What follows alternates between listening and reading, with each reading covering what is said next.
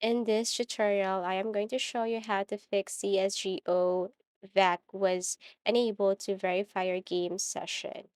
So step one, you just have to make sure that your Steam application is not appearing here. If so, all you have to do is to right click and exit Steam application. Step two, what you're going to do here is to simply check if your internet is running well. So to do that, you have to do a speed test. You can go to speedtest.com. You will see tons of sites there.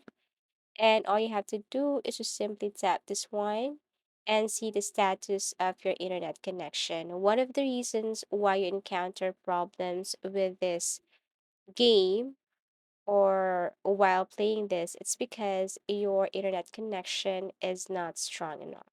Okay. So once you're done checking your internet connection, step three, have to go to your Steam, go to library and locate your CSGO. Right click, go to properties and kindly look for verify integrity of game files.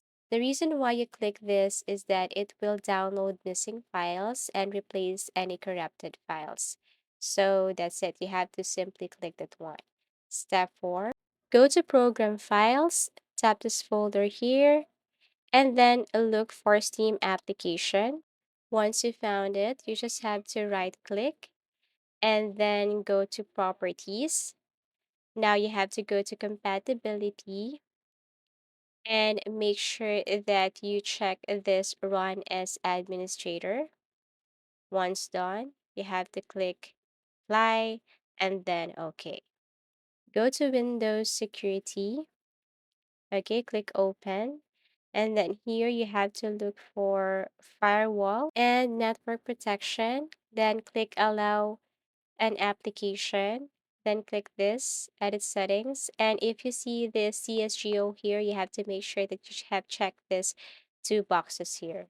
Okay, and once done, all you have to do is to click OK. If you can see it here, then you have to click this one, browse, and add that Steam or CSGO game here.